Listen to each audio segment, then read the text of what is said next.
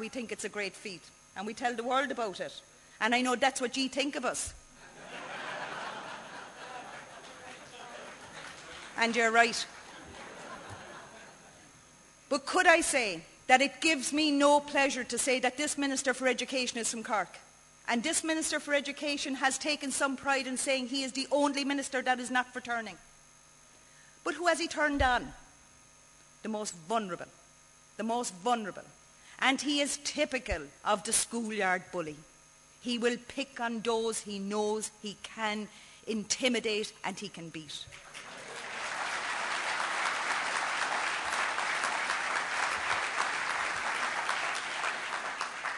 He has cut back on special classes. Who does that affect? 500 children who need the additional help to get to the end of their school term.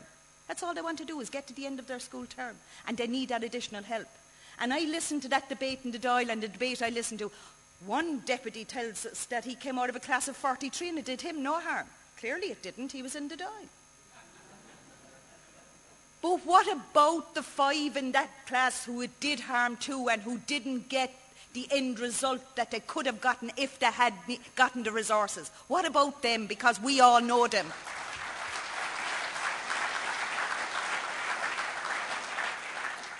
We now have a review of SNAs, special needs assistance. And I have never yet come across a review from this government that didn't end up giving us a lesser service. I've never come across it. But SNAs will affect more than 500 children. It will affect every child in the country because an SNA is within the mainstream education system.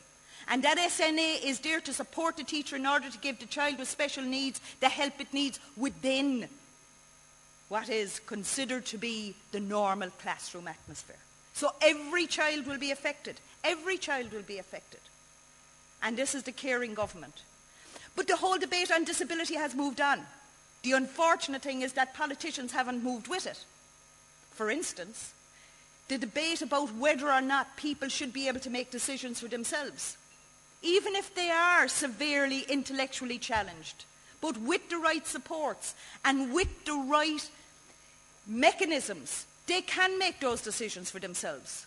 Last night, the debate, and I think most of the audience agreed with me, each person in institutional care in this country, it costs us 80,000 a year. And that's in the voluntary sector, by the way. That's not in the state sector. It costs more in the state sector. What if you were to give that person that fund to themselves? What if you were to say to them, you now have access to 80,000 euros a year. Buy in the help you need. Maybe you do want to stay at home. Maybe it is about someone coming in the morning and dressing them.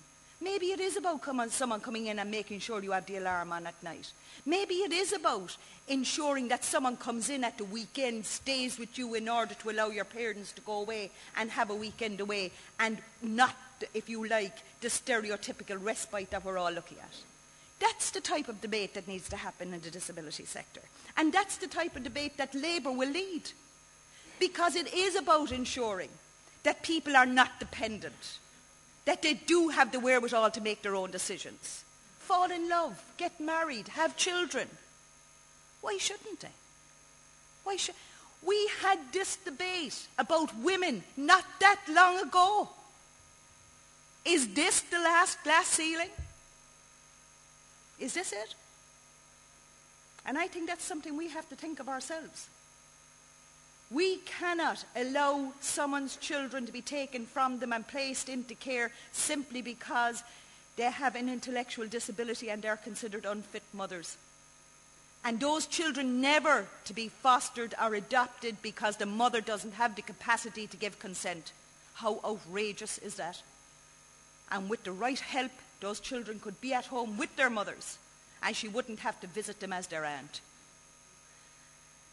So the debate on disability has moved forward.